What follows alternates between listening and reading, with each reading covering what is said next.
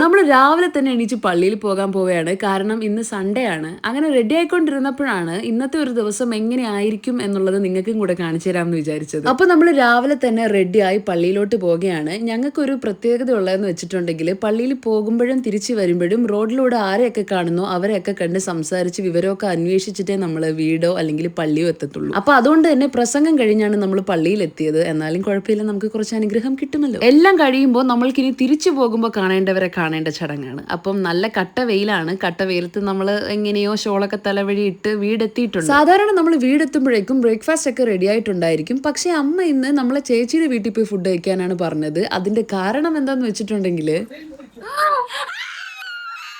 അപ്പോൾ ഇതായിരുന്നു കാര്യം. ചേട്ടൻ ലീവിന് വന്നതാണ്. സർപ്രൈസ് ആയിട്ടാണ് വന്നത്. ആരും അറിഞ്ഞിട്ടില്ല. ഒരു ഈച്ചക്കുഞ്ഞു പോലും അറിഞ്ഞിട്ടില്ല. പിന്നെ മുട്ടായൊക്കെ കൊണ്ടുവന്നെന്ന് പറഞ്ഞപ്പോൾ നമുക്ക് കുറച്ച് സന്തോഷമൊക്കെ ഉണ്ട്. അങ്ങനെ നമ്മൾ ആ ഒരു പെട്ട് പൊട്ടിക്കൽ ചടങ്ങൊക്കെ നിർവഹിച്ചു. അതിനുശേഷം കുറച്ചു നേരം എൻ്റെ തന്നെ ഷോർട്സ് ഒക്കെ കുട്ടികൾ കണ്ട് സന്തോഷിക്കുകയായിരുന്നു. അതിനിടയ്ക്ക് ഞാൻ കഴിച്ചുകൊണ്ടിരിക്കുന്ന ചോക്ലേറ്റിന് വേണ്ടി അഞ്ചു പൂച്ച ചാടി വീഴുന്നത് പോലെ വെയിറ്റ് ചെയ്തെങ്കിലും കിട്ടിയില്ല. നമ്മൾ എല്ലാ ഞായറാഴ്ചയും എന്തെങ്കിലുമൊക്കെ സ്പെഷ്യൽ ഉണ്ടാക്കാറാണ് പതിവ്. അപ്പോൾ ഇന്ന് നമ്മൾ ബീഫ് ബിരിയാണിയാണ് ഉണ്ടാക്കിയത്. അത് ഉണ്ടാക്കിയത് ഞാൻ തന്നെയാണ്. അത് കഴിഞ്ഞ് ഞാൻ നല്ലൊരു ഉറക്കമൊക്കെ പാസ്സാക്കി എണീച്ചപ്പോഴേക്കും ആൻമോള് പഠിത്തത്തിലാണ്. അപ്പോൾ അത് കണ്ടപ്പോൾ ഞാനും കുറച്ച് മോട്ടിവേറ്റഡ് ആയി. ഞാനും എൻ്റെ വീണയൊക്കെ എടുത്തൊന്ന് വായിച്ചൊക്കെ നോക്കി. പിന്നെ രാത്രിത്തെ ഫുഡൊക്കെ കഴിച്ച് നമ്മൾ ഉറങ്ങാൻ പോവുകയാണ്. അപ്പോൾ ഇന്നത്തേക്ക് അത്രേ ഉള്ളൂ. ബൈ.